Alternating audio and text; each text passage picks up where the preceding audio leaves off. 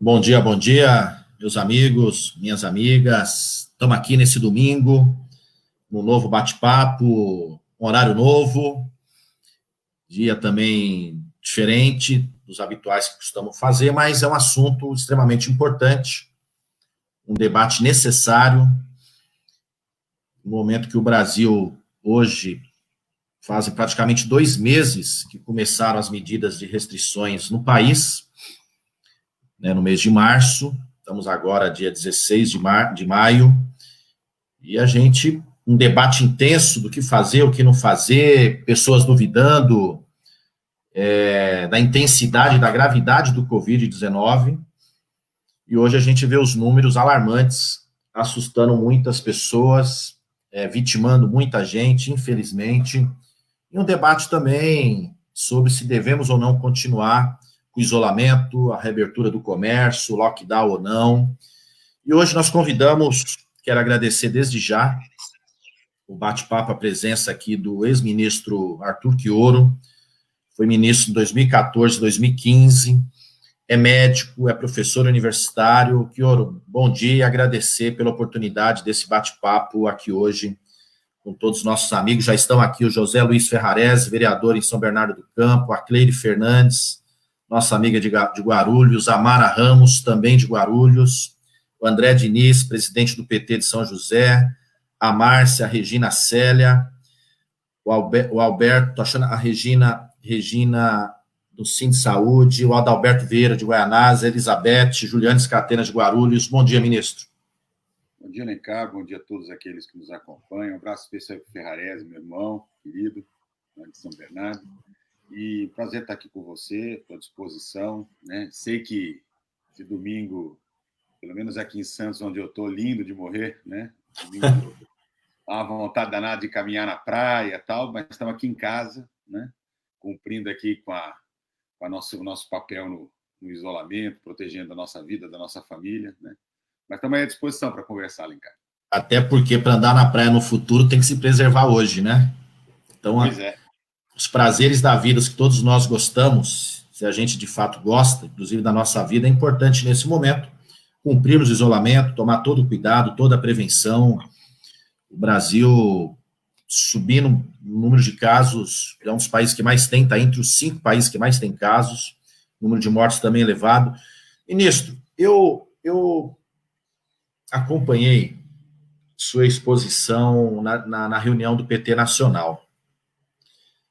Há uns dias atrás, toda a direção, eu te juro que eu fiquei assustado com os dados que foram apresentados, o risco que a gente tem, as estatísticas. O povo tem que ficar assustado diante do que está acontecendo? Eu acho que não se trata de ficar assustado, mas ser informado de forma correta da gravidade da situação, do risco que as nossas vidas hoje estão colocadas, né? E ter uma real dimensão do quadro que nós estamos vivendo. Sabe, Alencar, eu acho que um dos grandes problemas que o Brasil enfrenta é que, além da epidemia de Covid propriamente dita, além dos impactos econômicos e sociais, que são muito diferentes, né? A Covid quebrou a economia em âmbito mundial, parou, né, as cadeias produtivas, né, quebrou o PIB dos países, etc. Mas é claro que quando ele chega num país com a profunda desigualdade social que nós temos no Brasil, ele nos afeta de maneira muito diferenciada. E, em particular, afeta de forma diferenciada a população mais vulnerável, que é a imensa maioria da população brasileira. Mas nós temos que lidar com uma terceira dimensão, que é de uma crise política provocada por esse irresponsável, o presidente da República, que produziu, junto com tudo isso, uma disputa ideológica, né, em torno do medicamento, da cloroquina, em torno do isolamento e da própria gravidade. Então, como o processo de transmissão da Covid ele vem num crescente, né?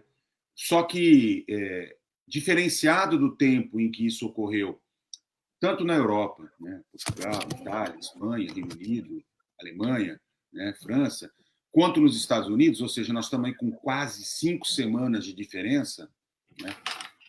Enquanto as pessoas viam aquelas imagens da televisão do caos na Itália, do caos na Espanha, nos Estados Unidos, e um número de casos mais baixo, que ainda não afetava as nossas famílias, os nossos conhecidos, dava uma certa impressão, juntando com o discurso da gripinha, do resfriadinho, né, de que atleta não pega a doença, tal, dava a impressão de que a gente estava vivendo um fenômeno que não nos atingiria. E, efetivamente, né, nós já estamos vivendo, todos nós que somos da área da saúde pública, os epidemiologistas, sanitaristas, etc., o próprio Ministério da Saúde trabalhava com o dado de que, a partir da 19ª semana epidemiológica, que foi a da semana passada, é que os casos efetivamente começariam a subir num ritmo progressivo e com uma característica mais explosiva, né? Nós estamos terminando a 20ª semana epidemiológica, estamos entrando na 21ª, certo? E não vemos ainda nenhuma perspectiva imediata de chegar ao pico da epidemia, quando aí começam a entrar em regressão o número de casos, como já começa a se observar agora na Europa, né? A Espanha, a Itália, Portugal, a Alemanha, a França, todos eles já estão vivendo aquele momento em que a epidemia bate no teto, a gente chama de pico máximo da curva epidêmica, e entra na fase de regressão, ou seja, de diminuição consistente do caso. Pode até ter uma oscilação, um dia aparece um pouco mais de casos, mas ela vai progressivamente caindo, né? Nós estamos no início da curva ascendente. E eu vou dar alguns dados para vocês. O Brasil tem um problema muito sério, né, cara, que é a subnotificação dos casos, né? Então, assim, o quadro que nós temos está muito subestimado. Nós temos hoje 233.511 casos confirmados, né? Isso é muito complicado para a gente. Por quê? Porque todos os estudos que nós fizemos aqui na Baixada Santista, que foi feito no Rio Grande do Sul, agora foi feito na cidade de São Paulo, foi feito na região de Ribeirão Preto, confirmam que para cada caso confirmado, nós temos alguma coisa em torno de 14, 15 casos que não foram notificados. E por que não foram notificados? Porque, como o Brasil não se preparou para ter um número de testes suficiente, nós só estamos notificando os casos graves e os óbitos. Então, todos aqueles casos leves, os casos assintomáticos, não são sequer colhidos os testes.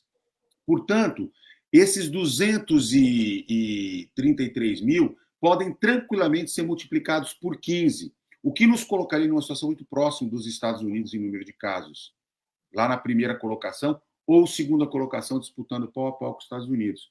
Vejam, quando o ministro Tais tomou posse, nós tínhamos 33 mil casos no Brasil. Quando ele saiu, 27 dias depois, 218 mil. Nós levamos menos de 8 dias para sair de 100 mil casos para 200 mil casos, com subnotificação, né? Os óbitos, o dia que ele assumiu, nós estávamos com 2.143 óbitos.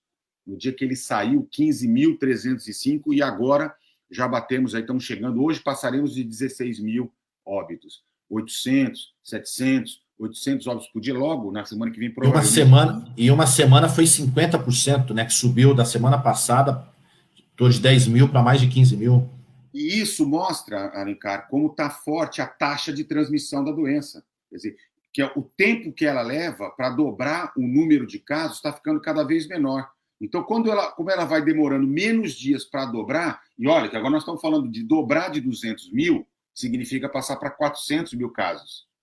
Nós, muito provavelmente, chegaremos, infelizmente, à metade de junho, com muito mais do que os 44 mil óbitos que se estimava para o Brasil, caso nós tivéssemos feito a lição de casa. Como não fizemos, as estimativas é que nós ultrapassaremos os 80 mil óbitos, né? As estimativas, caso a gente simplesmente detone com o isolamento, ontem eu saí de casa para comprar comida, agora de manhã eu tive que ir ao hospital, a quantidade de gente na rua parece um domingo normal, pelo menos aqui em Santos, que era uma cidade que estava guardando isolamento importante. Se nós continuarmos desse jeito, nós teremos milhares de óbitos até metade de junho. Gente, eu não estou aqui exagerando. Eu tenho responsabilidade, eu fui ministro, eu sou professor universitário, junto com outros profissionais, nós temos estudado o que está acontecendo. né? E a curva, quando a gente compara do Brasil, por exemplo, com a dos Estados Unidos, a única diferença é que a curva dos Estados Unidos subiu antes. A nossa é a mesma tendência. É a mesma tendência da Espanha, é a mesma tendência da Itália. Não é a tendência de Portugal, não é a tendência da Alemanha, né, que conseguiram achatar um lockdown, com um conjunto de medidas. Então, assim, com essa descoordenação, no caso do Ministério da Saúde, com essa assintosa postura de sabotagem por parte do presidente da República, né, por parte da situação desesperadora das famílias pobres brasileiras, que têm enorme dificuldade, seja pelas questões econômicas, seja pelas próprias questões habitacionais, pela não produção de políticas na maior parte dos municípios brasileiros, para conseguir enfrentar essa realidade, a tragédia que nos ameaça, né, na verdade, ela não nos ameaça, já que nos atinge, ganhará proporções cada vez maiores. Claro que a gente tem como reverter isso, se ficar em casa, se cumprir o isolamento, se usar as máscaras, né? Porque, deixa eu só concluir, qual que é o grande problema? Quando a gente fica em casa, Alencar, a gente não consegue evitar a transmissão da doença, mas a gente consegue evitar a explosão do número de casos.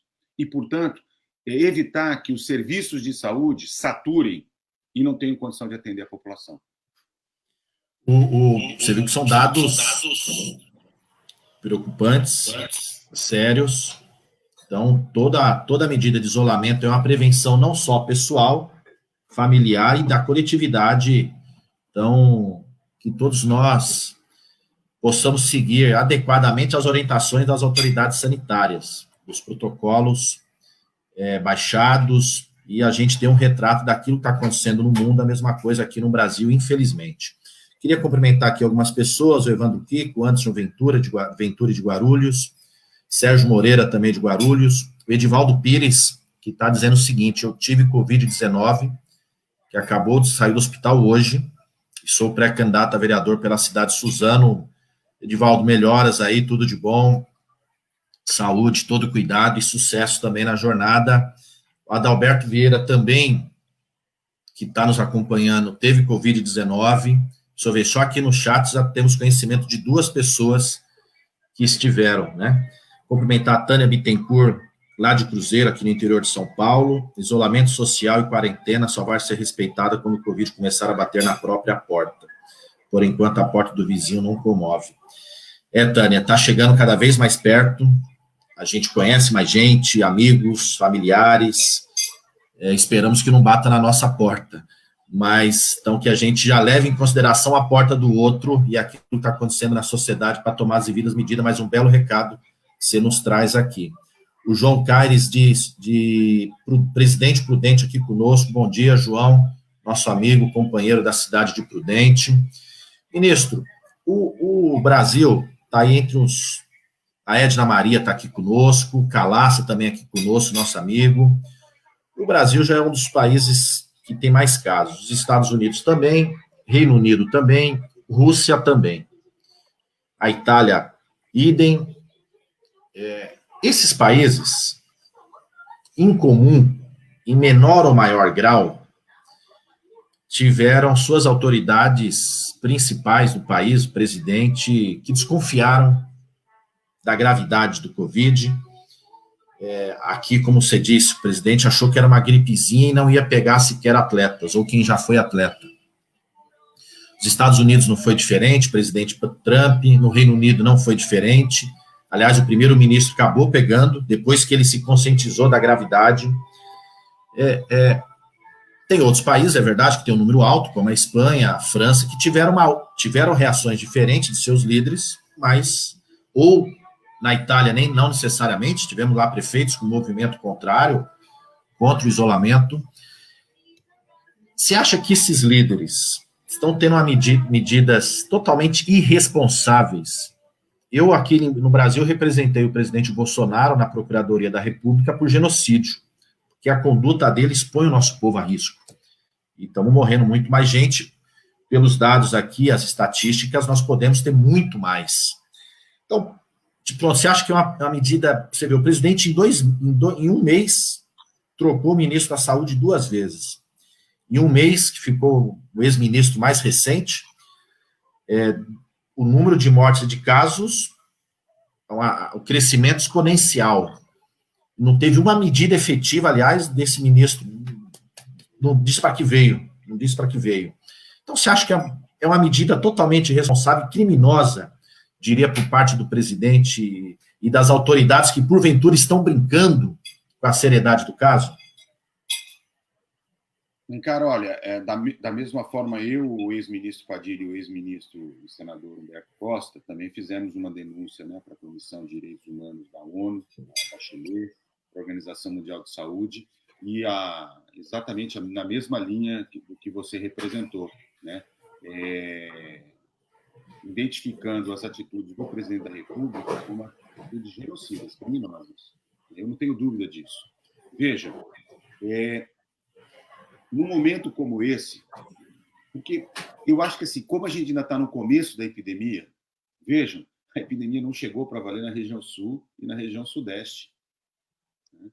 A não ser na cidade de São Paulo, do Rio de Janeiro, algumas grandes cidades, aqui na Baixada Santista, na tua região aí, mas, efetivamente, né, um padrão de doença gripal, né, cujo mecanismo de transmissão é favorecido na segunda metade do outono e do inverno, e é por isso que nós vamos ter um grande agravamento, nós vamos ter uma grande concentração de casos. Eu aqui não estou profetizando, é a história natural da doença, é aquilo que a gente chama de patogênese.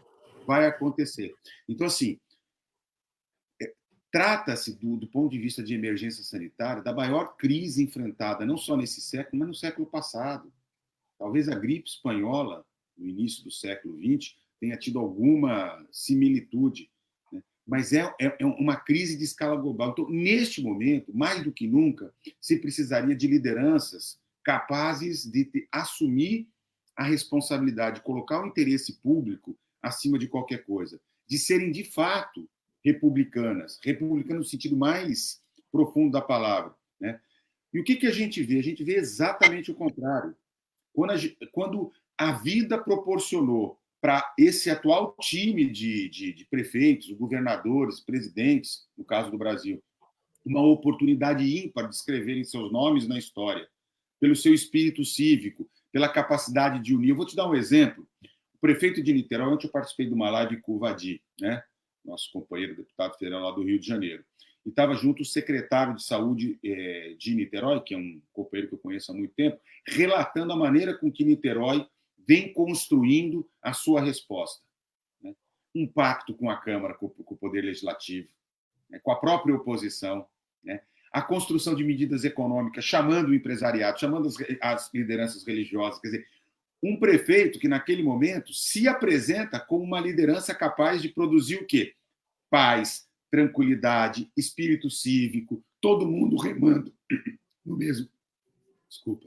Até porque a função de governo é proteger o seu povo. De uma hora da necessidade, o governo não age protegendo, então quem agiu conseguiu demonstrar para o povo a preocupação com a sua saúde, com a sua vida, com a vida da cidade, né?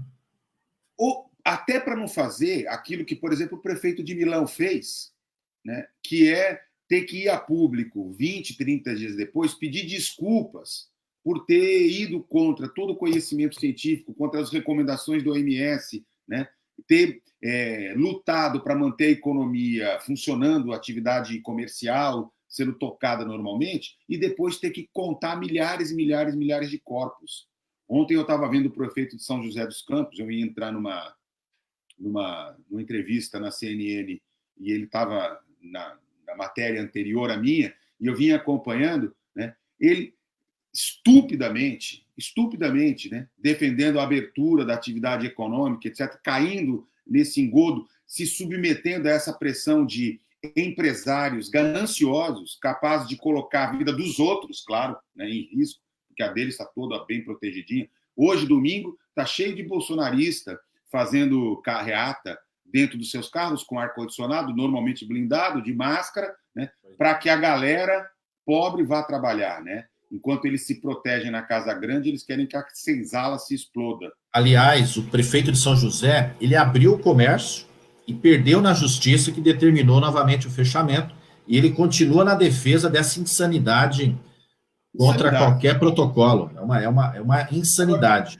Agora, Alencar, veja, você citou o exemplo do Boris Johnson, eu acho que é muito interessante, porque se tratava de um primeiro-ministro que ameaçava o Sistema Nacional de Saúde inglês, né, que é um sistema universal clássico, consolidado, qualificado, referência no mundo inteiro, e ele vinha detonando, tentando retomar uma iniciativa que a Margaret Thatcher tinha tentado fazer no final da década de 80 e início da década de 90, que era de privatizar o sistema.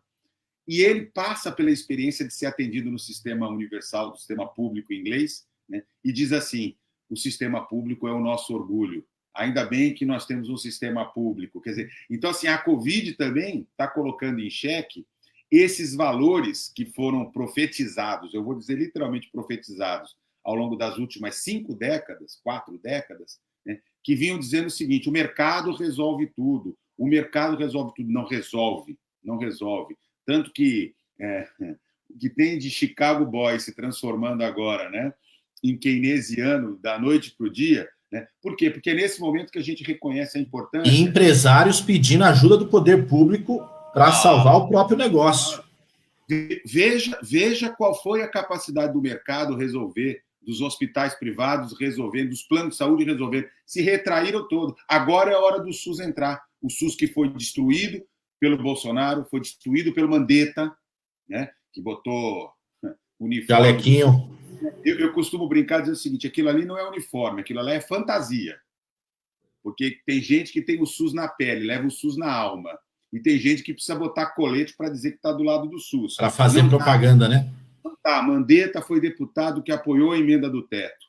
Mandetta foi o deputado que, quando assumiu o Ministério da Saúde, destruiu mais médicos. Passou 2019 inteirinho dizendo que não tinha problema de financiamento do SUS, que era só qualidade da gestão.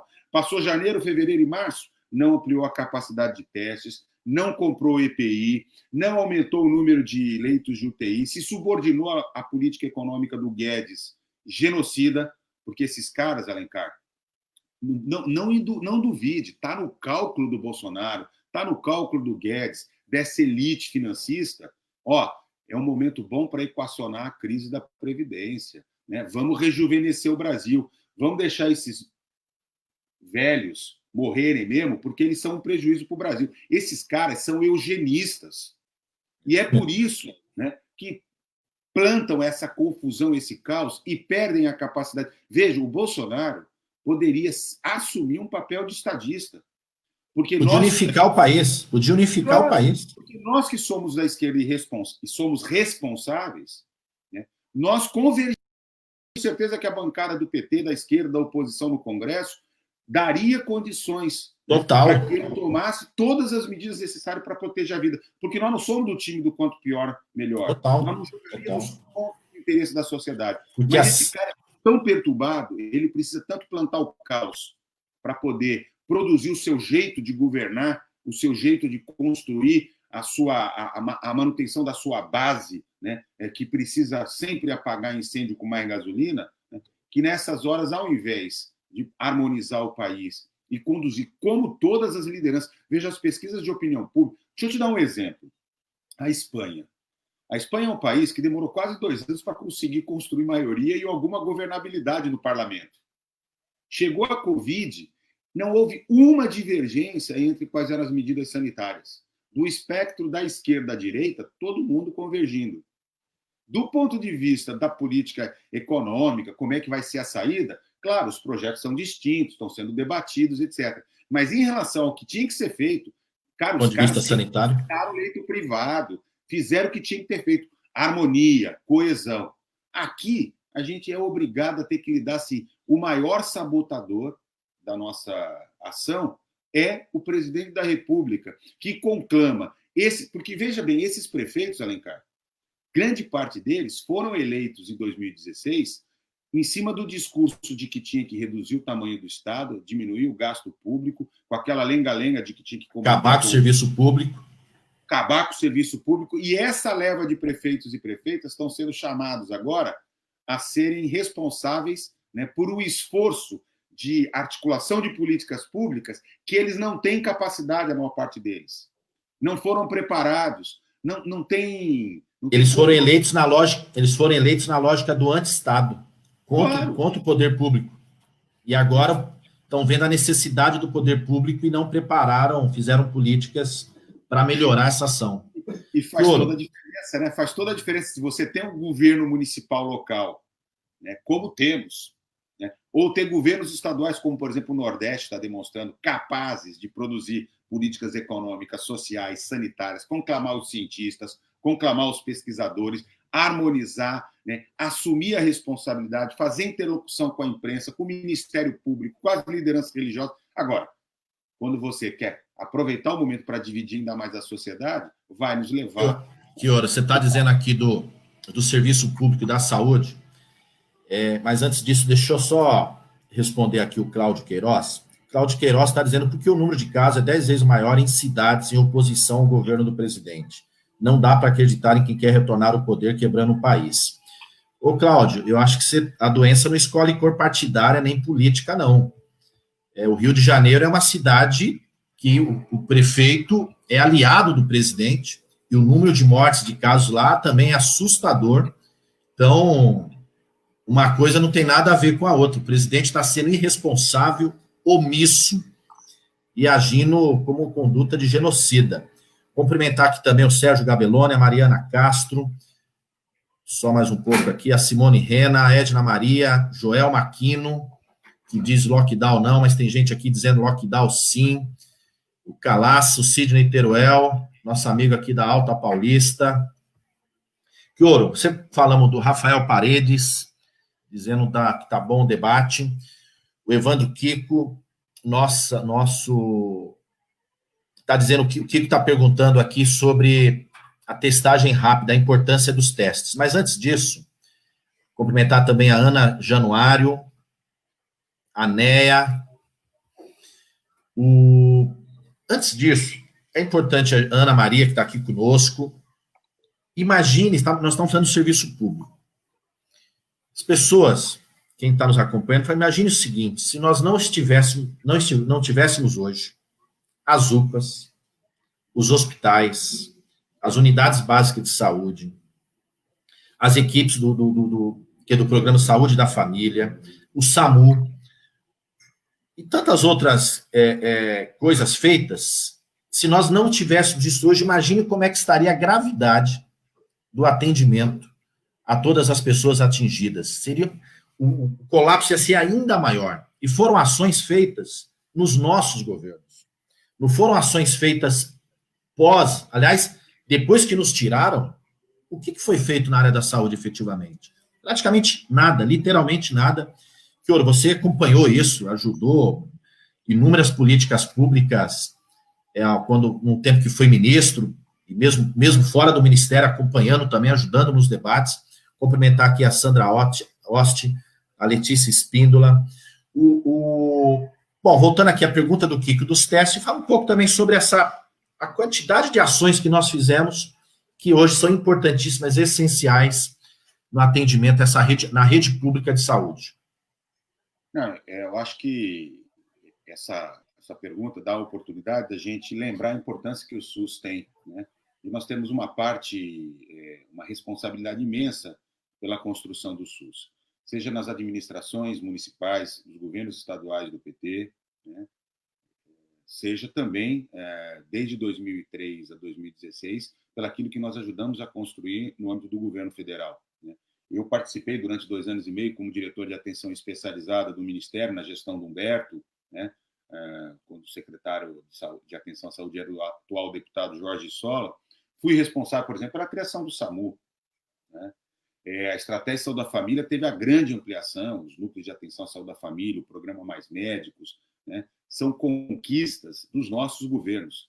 E eu não tenho dúvida nenhuma que, se nós não tivéssemos o SUS, nós viveríamos uma verdadeira barbárie, né? Se nós estivéssemos renegados a uma lógica de mercado, nós viveríamos hoje uma verdadeira carnificina. É verdade que o Sistema Único de Saúde sempre foi subfinanciado, e a partir do golpe, né, com o Temer e a aprovação da emenda constitucional 95 do teto, né, passou a viver o desfinanciamento. Veja, só nos últimos 3 anos foram 22 bilhões e meio que foram retirados do Sistema Único de Saúde. Agora, para a Covid, graças à atuação do Congresso Nacional, o Alencar tem uma responsabilidade grande nisso, né, junto com a bancada de oposição, né, Conseguiu se resgatar 19 bilhões de reais, mas sequer repõe a perda que nós tivemos ao longo desses últimos 3 anos por conta da emenda do teto. Então, é muito dramático. Aí as pessoas perguntam assim, bom, mas como é que isso se materializa? E vamos tentar entender, então, um pouco, vou tentar, em rápidas palavras, explicar um pouco como é que isso implica. A questão dos testes. O desfinanciamento do SUS, o desfinanciamento da Fiocruz, da rede de laboratórios de saúde pública, aqui no estado de São Paulo, representado pelo Instituto Adolfo Lutz, que é o nosso laboratório de saúde pública, significou, por exemplo, na diminuição da nossa capacidade de testagem. Então, Alencar, só para você ter uma noção, dados do próprio Ministério da Saúde indicam o seguinte: nós tínhamos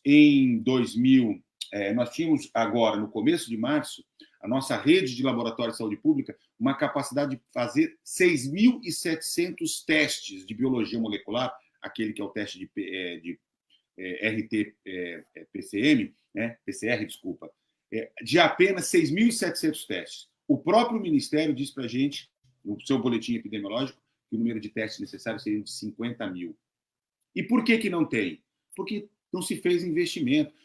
Além de ter tirado, nos últimos 3 anos, dinheiro dos nossos laboratórios, da Fiocruz, né, que produz os insumos, que produz uma capacidade de fazer os testes, tivemos janeiro, fevereiro e março e não se investiu na capacidade de ampliação. Aliás, investe-se em cloroquina, gastando milhões, algo não eficaz, se pudesse depois comentar, e não se investe nos testes que são necessários. Aí compra milhões de testes rápidos, quando o teste rápido não serve para fazer diagnóstico. O teste rápido é extremamente importante para fazer análise epidemiológica, ou seja, eu quero saber como é que está o grau de infecção, de soroprevalência da população da região. Então, o que os países estão fazendo? Estão fazendo testagens para fazer diagnóstico em massa. Né? Então, por exemplo, eu dei plantão quarta-feira na unidade de triagem do pronto-socorro lá do Hospital São Paulo. Eu sou professor da Escola Paulista e nós estamos lá ajudando. Eu atendi em 6 horas de plantão 32 pacientes. Eu não pedi teste para nenhum deles, são casos leves. Fiz toda a orientação como se fosse caso de Covid. Pedi para que eles fizessem, orientei para fazer o isolamento. Mediquei sintomaticamente, mas não posso pedir por quê? Porque não tem teste disponível para caso leve. Os casos no Brasil só são solicitados para os casos graves e para os pacientes que evoluem para óbito. Os casos leves são 80... Qual a dimensão que você calcula, Chioro? Qual a dimensão que você calcula nós temos X pessoas que foram feitos testes, que estão contaminados. Qual o número a mais você acha devido à não testagem? 15 vezes. 15 vezes. 14 a 15 vezes. É o que está dando. Entre 14 e 16 os estudos estão variando. Né? E ainda muito no começo. O inquérito epidemiológico que nós fizemos aqui na Baixada Santista há 10 dias deu que só 1,4% da população está infectada.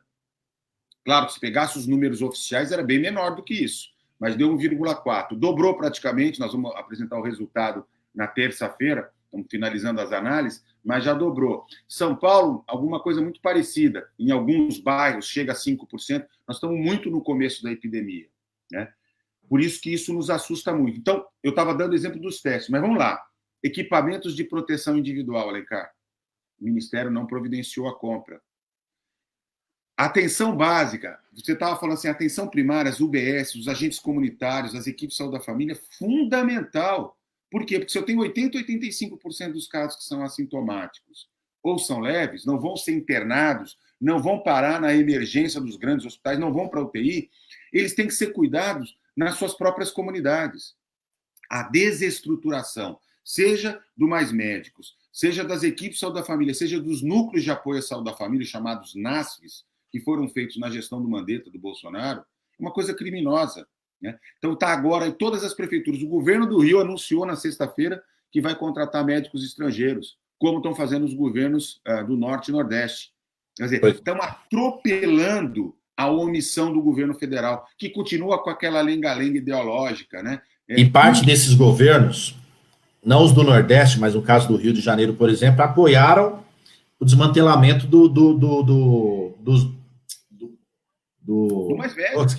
dos Mais Médicos, esse é o nome do programa agora, dos Mais Médicos, quer dizer, teve gente que apoiou e agora está vendo a necessidade de a gente ter médicos em parcerias com outros países que pudesse atender aqui num país como atenderam e fizeram a diferença no atendimento das comunidades. Vou te dar mais um outro exemplo, que não envolve dinheiro, o Revalida. O governo, já no governo Temer, mas eles mantiveram, desde 2017, os médicos brasileiros formados no exterior não podem exercer a medicina porque não tem exame do Revalida. Né?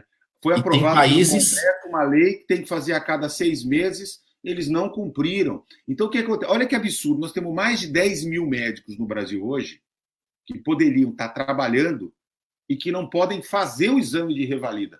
Daí porque os governos do Norte, Nordeste, o próprio Rio de Janeiro, vão atropelar o governo federal. O que está acontecendo é o seguinte, o Brasil está virando uma zona. Né? Como o governo federal joga no caos, a gestão da política pública, inclusive daquilo que deveria ser atribuição do governo federal, está ficando por conta dos governos estaduais. Alencar, quer ver um dado? Vocês já autorizaram no Congresso Nacional a liberação de 19 bilhões para o SUS. Sabe quanto que chegou até agora para os estados e municípios? Menos de 9. Né? Daí porque os estados e municípios não conseguem, inclusive, continuar as operações de ampliação de leitos. Vou dar mais um último exemplo. E aprovamos a lei de apoio aos estados e municípios, o presidente ainda não sancionou. Não sancionou. Não sancionou. Hoje o Ministério da Saúde não sabe quantos leitos de UTI para a Covid estão disponíveis em todo o Brasil. Não tem censo, ele não sabe qual é o percentual de ocupação. A gente fica à mercê da informação dos prefeitos, dos governadores, nada bate com nada, não tem gestão única da fila de leitos públicos e privados. Então, assim, o que eu estou colocando é que, diferente dos outros países que se organizaram rapidamente, fizeram os planos de contingência funcionarem, né, e colocaram uma certa organização a serviço da gestão da crise causada pelo coronavírus, nós vamos aos trancos e barrancos e o custo disso significará a vida de muita gente. O engraçado, o vice-presidente Mourão fez um artigo essa semana, acho que na quinta ou sexta-feira, publicado no Estadão, fazendo crítica que nós estamos desmantelando o federalismo, que não tem articulação entre os governos estaduais, municipais e o governo federal, fez um ataque aos poderes legislativo e judiciário, a própria imprensa, dizendo que a imprensa noticia demais informações negativas. Agora, tudo isso é causado pelo governo Bolsonaro. Quer dizer, quem não articula os estados e os municípios é o governo central, quem tem atacado e não tem articulado os poderes para buscar saídas comuns é o governo federal, quem tem atacado a imprensa com barbaridades, com ofensas, com brincadeiras, colocou até um humorista para se fingir de presidente, é o próprio presidente. Então, aproveitando, aquele artigo do Mourão é válido se fosse escrito por alguém da oposição, não alguém do governo dizendo da oposição, e aquilo ali o nome do artigo devia ser Não Limites e Irresponsabilidade, porque é um governo sem limite de destruir a coisa pública, e é um governo irresponsável em todas as suas atitudes. Queria cumprimentar aqui mais algumas pessoas e dar alguns recados. A Mariana Castro dizendo, o lucro não pode estar acima da vida. Vidas importantes. O César Farias, lockdown já, estamos pior que a Itália, Espanha e os Estados Unidos. Os Estados Unidos ainda lideram, mas podemos, se não tomarmos medidas mais duras, radicais e necessárias, logo, logo chegar bem perto. O André Diniz diz que São José dos Campos é considerado uma dos principais polos de pesquisa e desenvolvimento, mas o prefeito PSDB aderiu ao negacionismo. Contratou uma pesquisa de opinião para fazer uma projeção de contaminação do vírus na cidade e foi em rede de televisão defender a estratégia de humanização de rebanho. Muito bem, André que acompanha, presidente do PT da cidade. A Tânia, a Letícia está dizendo que as desigualdades sociais são cada vez mais evidentes. O André Dourado de Suzano, presidente Bolsonaro, se preocupa apenas com seus interesses. Chegou ao comando do Brasil, promovendo os fake news e fugindo da apresentação de propostas quando fugia dos debates. Muito bem lembrado, André. É um presidente que se furtou os debates, não apresentou proposta, fraudou as eleições. Hoje isso é uma matéria importante, dizendo que no meio da campanha do segundo turno, o próprio delegado da Polícia Federal orientou o senador Flávio Bolsonaro a admitir seus assessores, porque iam estourar uma ação policial no Rio de Janeiro que comprometia ele, e disse que ia retardar para só depois da eleição.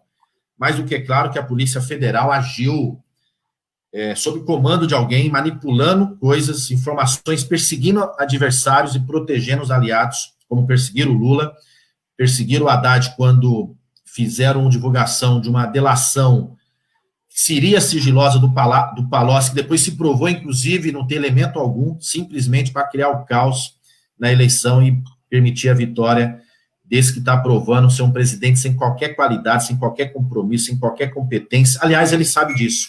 Ele disse que não nasceu para ser presidente, está provando cada dia. Essa é a única verdade que ele falou. Aliás, duas. Disse que queria primeiro, que ia desconstruir as políticas públicas no Brasil, e que não nasceu para ser presidente, está fazendo isso literalmente. O André continua, o povo está pagando um preço alto por ter acreditado num louco mesmo. Aliás, ele foi expulso do exército porque não tinha capacidade psicológica de continuar. O Reinaldo Franco, que é um vereador lá em Boa das Artes, nosso pré-candidato a prefeito, economista, professor, fez um curso conosco recentemente. Ministro, grande parte dos municípios no Brasil não tem condições de ter leitos de UTIs. Quais são os pré-requisitos para se adquirir leitos de UTIs? Ou seja, qual seria o custo médio para se ter esse serviço? Pois são serviços de alta complexidade e hoje, salvo engano, é responsabilidade dos estados. Antes de passar... Opa, peraí, queria ler a do Elias aqui. Passou, Elias, só voltar aqui.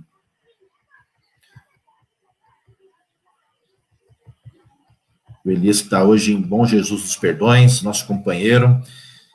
O Roberto Gerson do Centrão disse esses dias que se tiver uma guerra civil não tem problema, que eles estão armados e prontos para resistir. Elias, eu preparei uma representação e assinamos junto com mais colegas da bancada a Procuradoria da República que investigue o Roberto Jefferson, que fez um atentado à democracia. Não foi só uma opinião política, ele se postou com um fuzil, arma de uso restrito, e queremos também que ele diga de quem é aquele fuzil, se ele tem porte, né, porque aquilo ali é arma de uso restrito. Esperamos que a Procuradoria age, investigue esse crime e o puna devidamente. A Edna Maria está dizendo da cloroquina, que você falasse um pouco da cloroquina depois, essa controvérsia, o presidente defendendo sem qualquer comprovação científica dos seus efeitos, querendo produzir mais, caiu mais um ministro por conta disso. O Antônio do Vale, professor, após a pandemia, temos que investir pesado na indústria nacional. Estamos muito dependentes da China. Respiradores, testes, até máscara, estamos dependentes de importação. Pede se pudesse falar sobre isso. O Aldair, bom, depois eu li os demais. Francisco Silva, Francisco Morato, nosso amigo Chicão, Chico Louco, aliás, Carlos Santana, Isídio de Brito, Sandra Óstio, o Ibrahim de Hortolândia, um forte abraço, Ibrahim, estamos junto com Orlando aí, vamos que vamos, firme e forte, nosso prefeito Perugini, Wilson Brito de Itanhaém, acompanhando também o debate aqui também do litoral, Arnaldo Fraga de Guarulhos. Então, ministro, pudesse falar um pouco da cloroquina, se tem eficácia, se não tem, como está vendo também as pesquisas, eventualmente para vacina, algum medicamento, o que você acha, se tem acompanhado esses estudos, tem alguma informação, e se acredita que possamos ter algo ainda esse ano para prevenir ou remediar que envolva o coronavírus. E diria também, ministro, você apresentou alguns dados, logo no início, pessoal, tem muita gente que está acompanhando agora, eu perguntei para o ministro, que eu tinha acompanhado uma exposição dele na direção nacional do PT, que me assustou pelos números. E ele aqui fez a exposição desses números. Ministro, como a gente falou bem no início, algumas pessoas não estavam, pudesse falar de novo também desses números, da dimensão, do crescimento, de onde o Brasil pode chegar se a gente não tomar medidas necessárias. E dizer o seguinte, você acha que o Brasil tinha que ter tomado medidas de isolamento mais restritivas logo no início?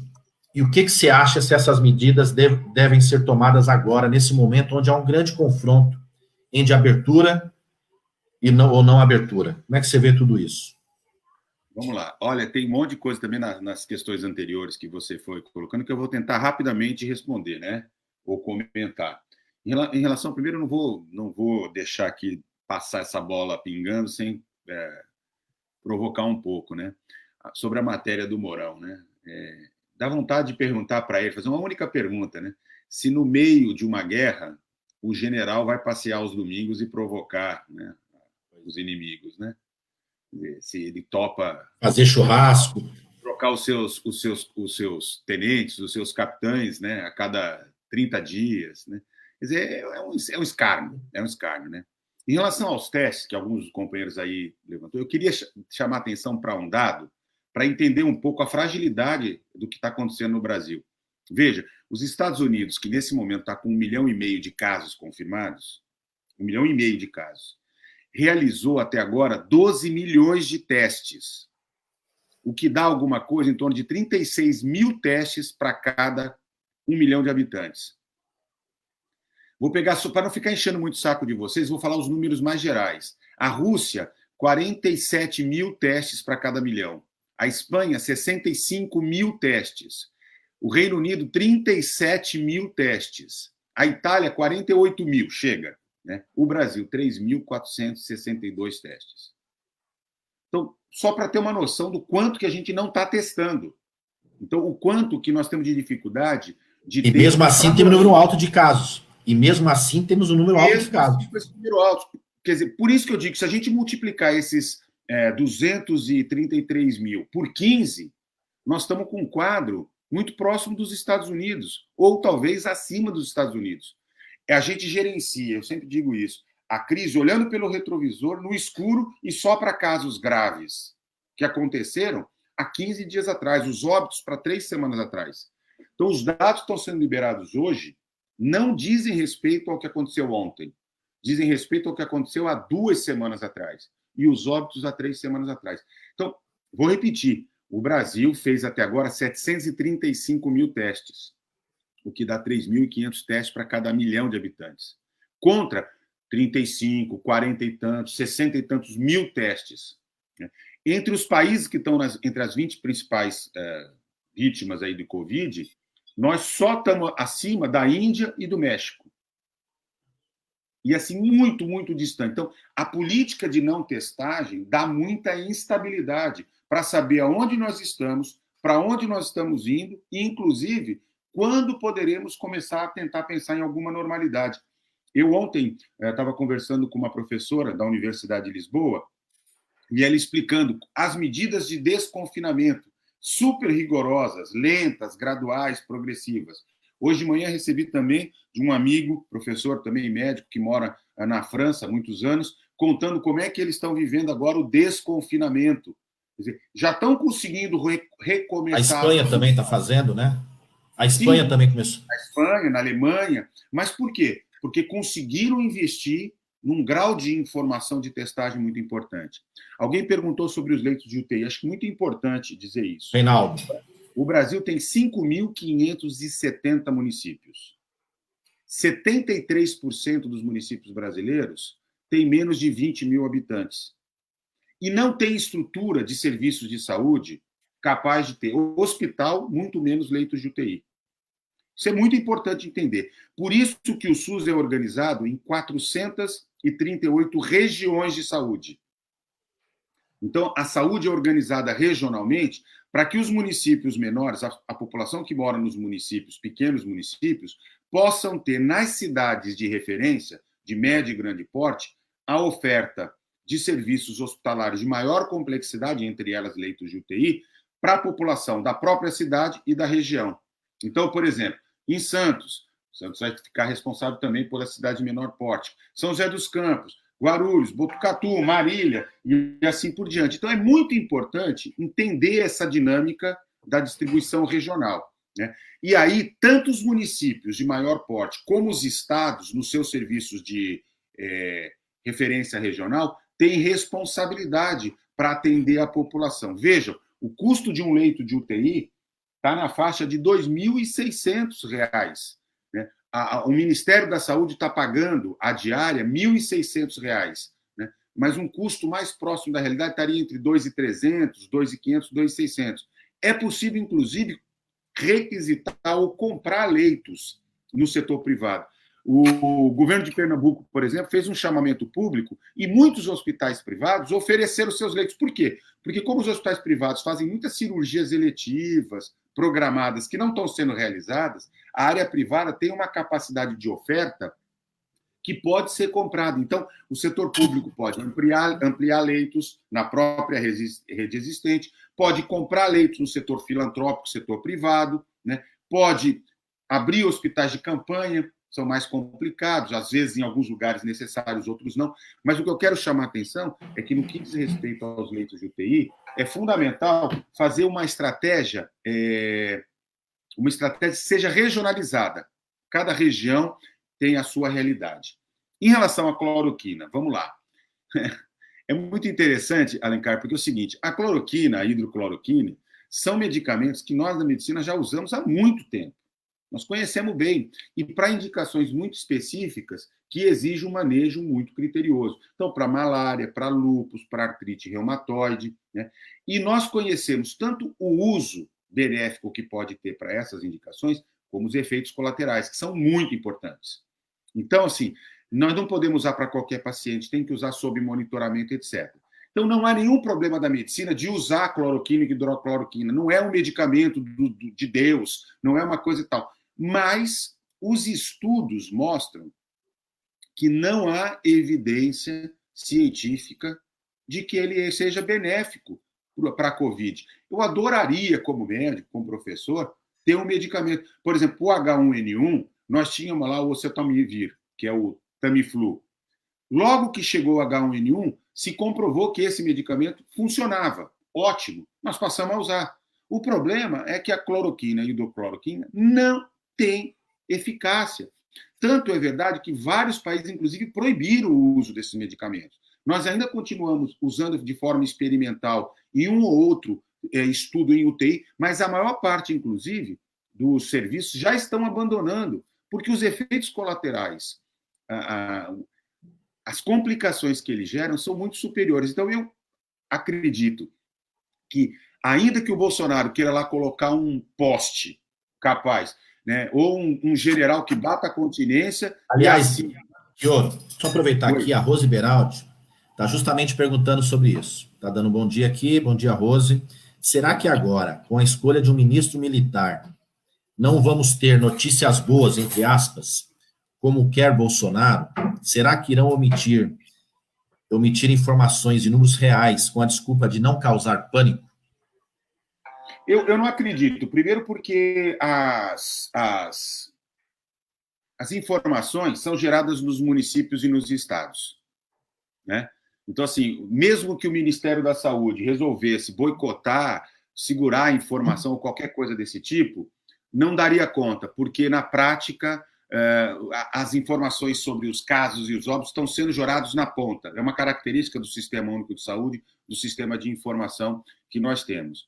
Depois, eu acho que ainda que o general de plantão ou o próximo ministro que se rebaixe ao ponto de se sujeitar a esse absurdo, ele vai ser repudiado, vai ser desrespeitado pelos profissionais de saúde, pelos médicos e pela própria sociedade. A gente não pode admitir qualquer atitude de conivência com esse crime contra a sociedade brasileira, até porque a gente deixaria de observar princípios éticos profissionais, né, e vai acabar sendo rejeitado. Então, assim, objetivamente, acho que o Bolsonaro planta tumulto, colhe trovoada, mas não vai ter nenhuma reverberação dessa atitude irresponsável junto à sociedade, sabe, Alencar? Agora, eu queria comentar rapidamente sobre a questão das vacinas, né? Veja, nós sabemos muito bem que o tempo que a gente precisa entre a descoberta de uma vacina contra uma doença viral, que tem toda uma complexidade, na bancada, como a gente chama, pesquisa de bancada, até ela ir para estudos em população. Porque é muito interessante, hoje nós temos mais de 100 estudos em desenvolvimento, em todo o mundo. A Organização Mundial de Saúde reporta alguma coisa em torno de 108... Como é que você vê, fazendo um recorte, você falou da Organização Mundial de Saúde, da não participação do Brasil nessa campanha, nessa cooperação mundial pela busca da vacina? Eu vou chegar lá, né? O governo brasileiro não está participando, mas os nossos institutos de pesquisa, as nossas universidades estão participando. Tá? Em várias universidades brasileiras, nós já compomos grupos, centros colaboradores internacionais e continua o esforço, né? Inclusive com o apoio dos nossos órgãos de financiamento, a FAPESP, né? O Eu CNPq... estou estudando um projeto de lei sobre isso, depois queria falar mais com detalhe contigo, trocar uma ideia. Mas assim, o governo tem uma dimensão ideológica, uma farsa, o fake, né, nessa história, porque na prática, tanto a FAPESP, por exemplo, como o próprio CNPq estão financiando pesquisa, né? São mais de 100 iniciativas globais e se espera, né, que a gente consiga passar para a parte de estudos populacionais, aí tem que comprovar a eficácia e a segurança da vacina. Daí tem que entrar em produção. Veja, quando entrar em produção, vai ter que conseguir vacinar 7 bilhões e 200 milhões de pessoas. E aí entra o desafio, né? Como vai ficar as questões de patente? A Organização Mundial de Saúde e os governos vão comprar e disponibilizar para todo mundo? Só os países ricos terão direito? Qual é a ordem de prioridade que o Brasil vai entrar nessa história, ainda mais com essa política negacionista, dinamitando as nossas relações internacionais, né? Então, me preocupa demais. Agora, na melhor das hipóteses, melhor cenário, vacina não vem antes de um ano e meio. Num cenário mais plausível, 1 ano e meio a 2 anos. Galera, nos preparemos, porque o melhor é longe. Nos preparemos.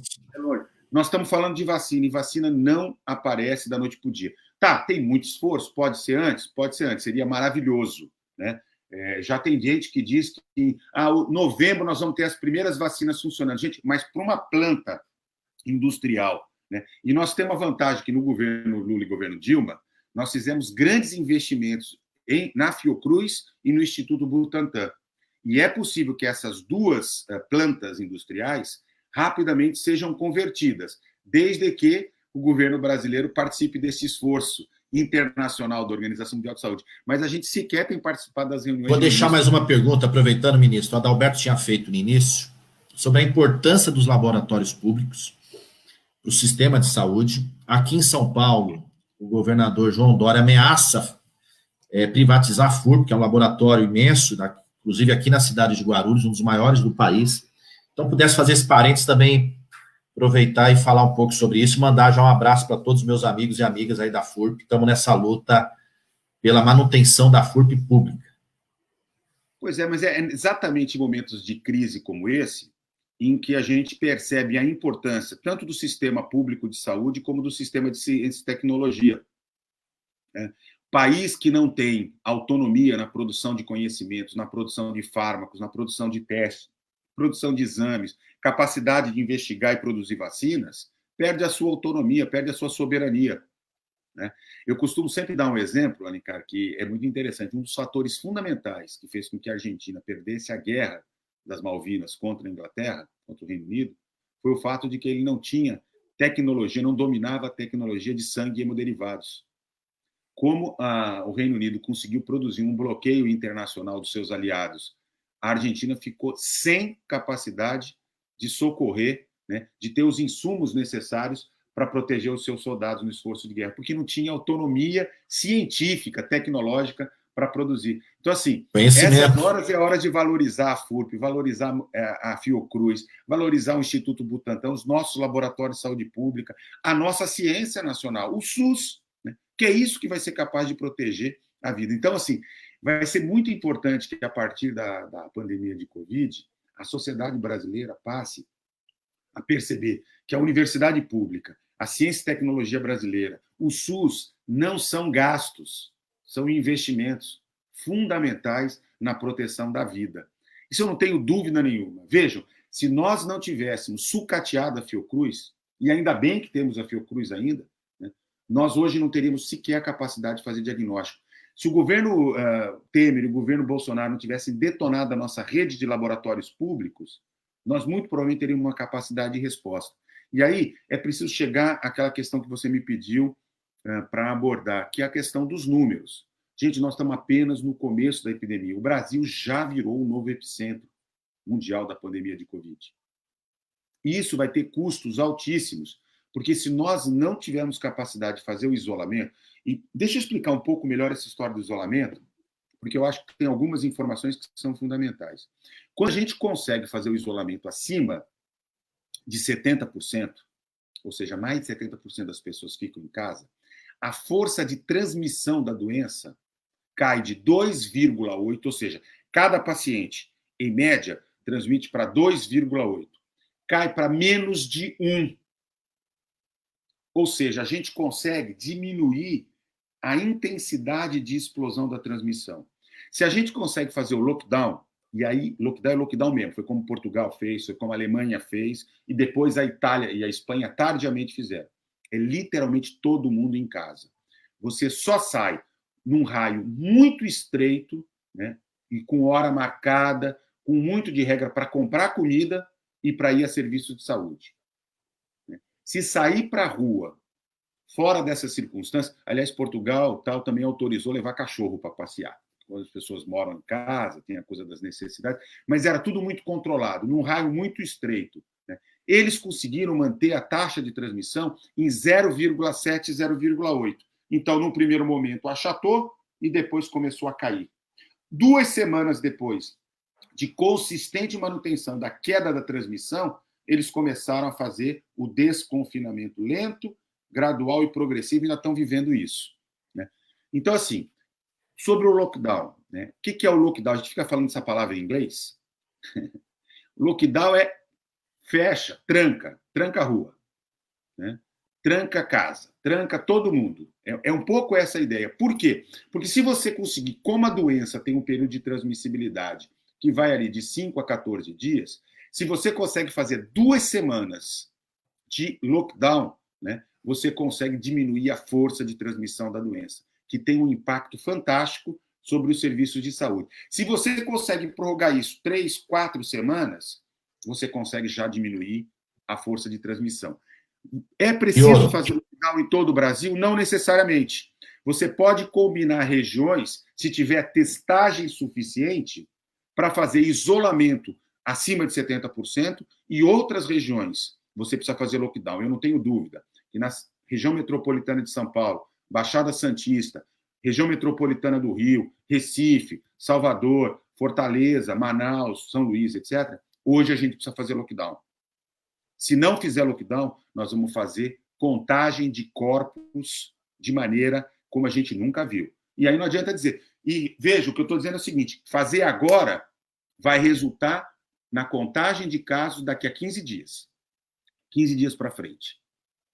A bagunça, a fragilização do isolamento neste momento vai contar o número de casos e de óbitos daqui a 15 dias, daqui a 3 semanas.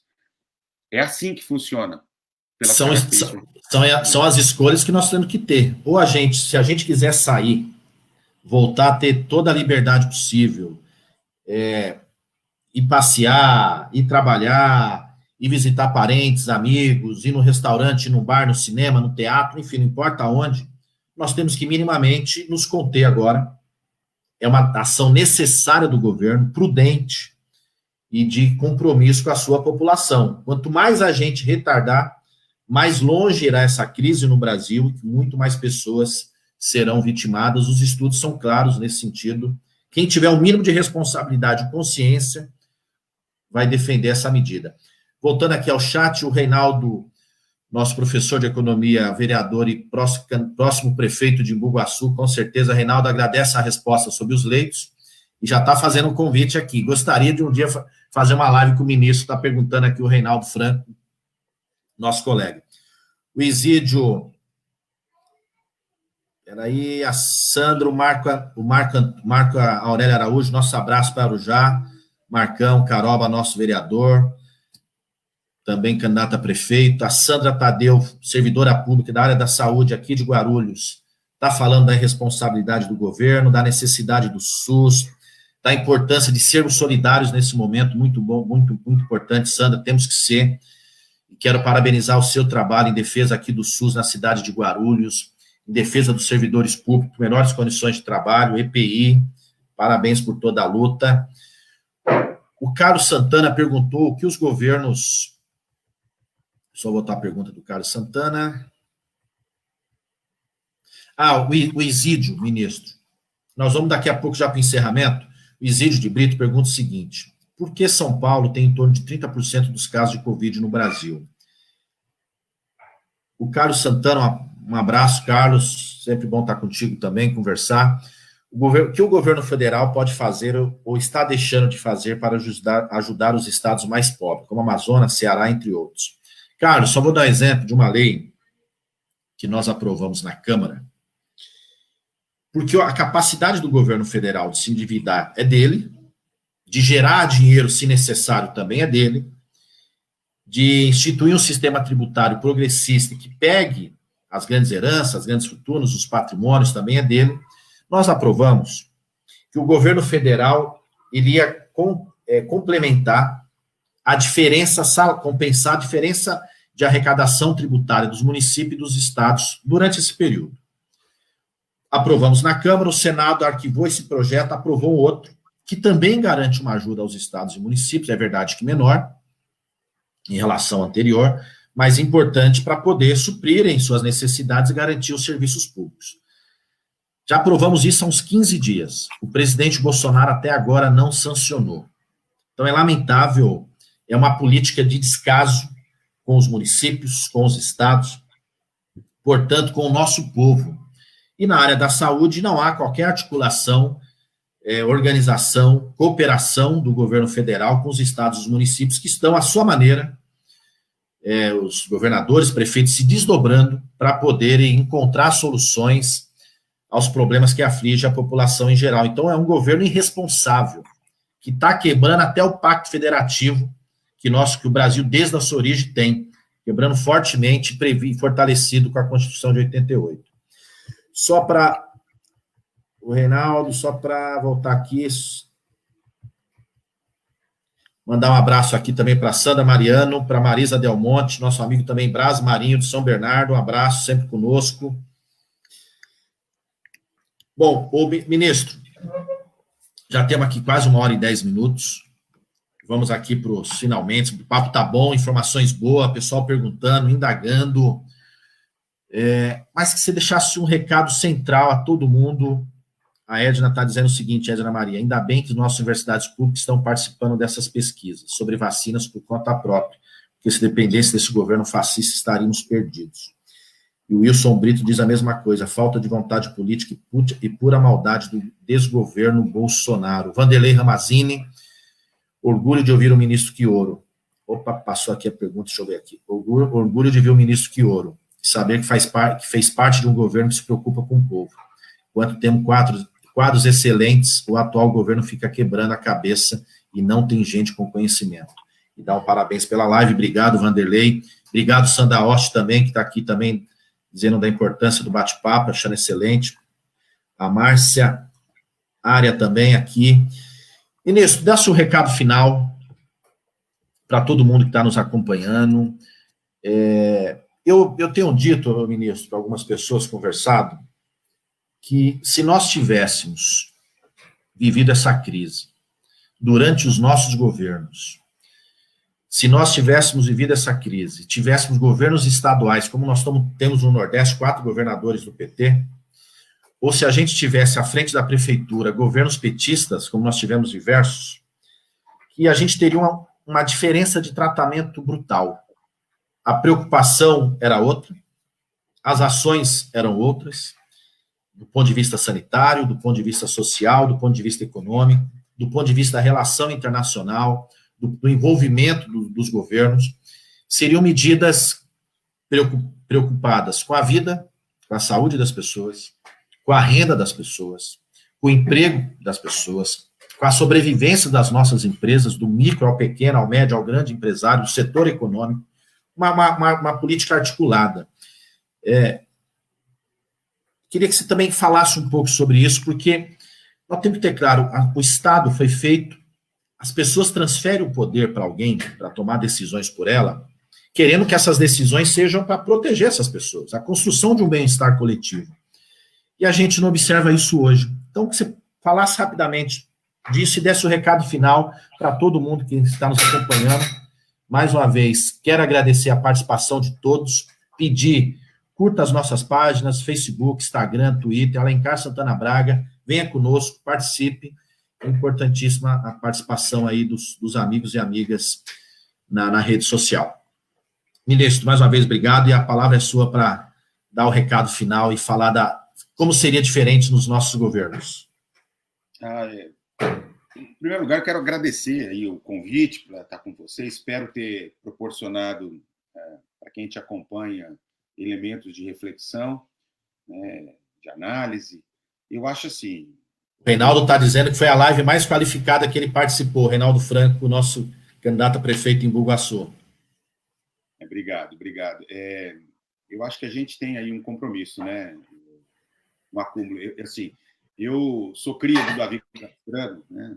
Logo que eu terminei minha residência, eu voltei para Santos, fui trabalhar com ele, virei secretário numa administração do PT com 29 anos, né, no pleno governo Collor, e tendo que enfrentar a epidemia de cólera, né, logo de cara. E acho que a gente foi sendo forjado, como eu, inúmeros companheiros e companheiras, fomos aprendendo a fazer gestão pública. Mas, assim, nós sempre tivemos um compromisso, Alencar, isso que eu queria chamar a atenção. Não se trata apenas de qualificação para a gestão, né? Se trata também de uma certa visão de mundo em que a vida, a defesa da vida, o compromisso societário diferenciado, né, faz a diferença.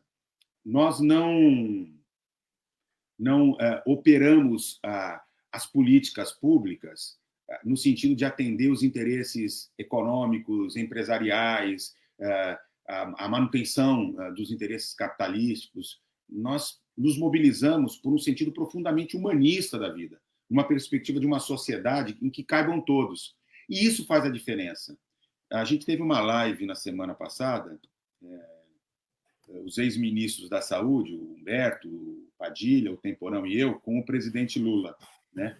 E o Lula foi nos fazendo muitas perguntas, uma live durou quase 2 horas e meia, tal, e todos nós fomos ficando com uma percepção, né, que foi quase que explodindo, né, se evidenciando daquela conversa toda, assim, que diferença seria se nesse momento o Brasil estivesse sendo conduzido por uma liderança do porte do presidente Lula, com a sua sensibilidade, com a sua capacidade de diálogo, com a sua capacidade de liderança, de comunicação com as pessoas mais simples, né? Porque, vejam, um dos problemas mais centrais dessa pandemia é que os nossos governos, eu vejo o Dória fazendo aquele show quase que diário, ao meio-dia, né? Ele fala como se estivesse comunicando num programa a 1 hora da manhã para a elite econômica, quer dizer, com a elite social, não consegue comunicar com a população que está lá na periferia, com a juventude, com as comunidades. Quer dizer, nós não conseguimos perceber que essa pandemia chegou num país profundamente desigual e que ela não é democrática, que ela está incidindo de maneira profundamente desigual, né? E a articulação de políticas nacionais, como as que você mencionou, com uma ação de produção de políticas... Aliás, a fala do presidente da XP é simbólica, né?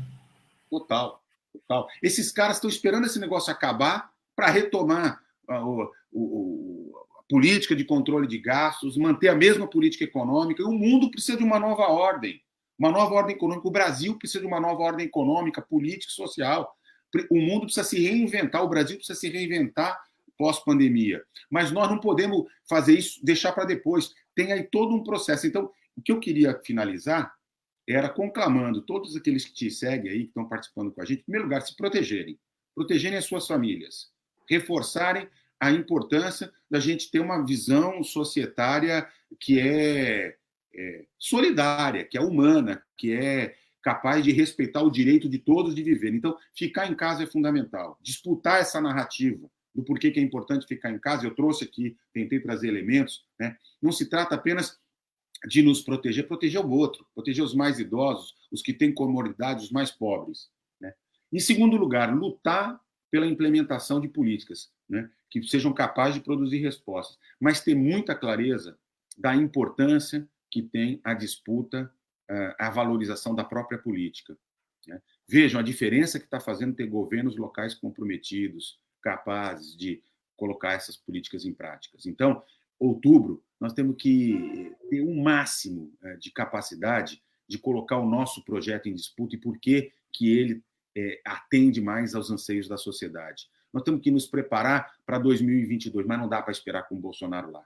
Então, eu sou daqueles que advogam e eu quero terminar dizendo o seguinte: para enfrentar a Covid, nós precisamos destruir esse principal flagelo que a gente vive hoje, que se chama Bolsonaro, com o seu afastamento, seja o afastamento pelo impeachment, seja por sua interdição, mas é decisivo disputar com a sociedade brasileira, né, o afastamento do Bolsonaro. Quero deixar aqui meu abraço a todos vocês. Alencar, me coloco super à disposição para a gente conversar, né? O núcleo de apoio, de acompanhamento de políticas públicas do PT na área da saúde, o NAP Saúde, que eu tenho aí faço a coordenação junto com vários outros companheiros, se coloca também à disposição, e vamos à luta, companheiro, com muita segurança e ficando em casa, que isso é muito importante. Um grande abraço. Fora Bolsonaro e novas eleições, que as eleições foram fraudadas, manipuladas, e a prova de hoje está nos principais jornais com a manipulação da Polícia Federal. Antes de encerrar, cumprimentar aqui algumas pessoas que ainda chegaram, a Ivana França, obrigado, Ivana, a Selma, a Zilda está dizendo que tem que suspender os pagamentos dos consignados, dos aposentados e pensionistas. Zilda, tem projeto nesse sentido na Câmara, tem o nosso apoio. Eu apresentei uma emenda, a MP 936, que autoriza a redução de salário, suspensão de contratos, que se reduzir o salário do trabalhador, também se reduza a dívida, o financiamento, tudo que tem no sistema bancário, nas escolas, nas faculdades, enfim, tantos outros contratos. Quer dizer, se reduz, se o governo dá causa à redução salarial, que ele permita também que as pessoas possam ter uma redução de suas dívidas e contratos. Chioro, quero mais uma vez agradecer, excelente bate-papo, muito esclarecedor, né, as pessoas aqui gostando, fazendo mais perguntas, mas, pessoal, já deu mais de uma hora, vamos, né, encerrar por hoje, e queria alertar uma informação que o ministro deu logo no início, que é significativa. Quando o Taixe assumiu o ministério, há um mês atrás, nós tínhamos em torno de 2.000 mortes. E hoje nós temos praticamente 16.000 mortes. Então, em um mês, tivemos um crescimento de 14.000 mortes. Tínhamos muito menos casos de contaminados. Hoje nós temos praticamente 233.000 casos. Então, é significativo. É grave, isolamento, cuidado, previna-se, quem puder, fique em casa, é necessário, é passageiro, para que a gente possa ter a convivência, todo mundo normal daqui a pouco, mas é necessário a gente cumprir essa proteção coletiva, social, é pensar em si, mas também pensar no outro. Minerva também aqui conosco, agradecer a Minervina, obrigado, Chioro. Parabéns pelo trabalho, toda a contribuição que você tem dado aí, Brasil afora, conversando, sugerindo políticas públicas, participando de bate-papos como esses, esclarecedores, é fundamental para que as pessoas se conscientizem cada vez mais. Porque, normalmente, quando a gente está fazendo alguma coisa, a gente acha que está dando certo, a gente acha que pode relaxar um pouco para voltar à normalidade, mas isso agora é perigoso, enquanto a gente não diminuir essa curva e inverter a tendência de crescimento para diminuição. Então, é isso, pessoal. Forte abraço, obrigado, Chioro, bom dia, bom domingo a todos. Obrigado, gente. Um beijo, um abraço.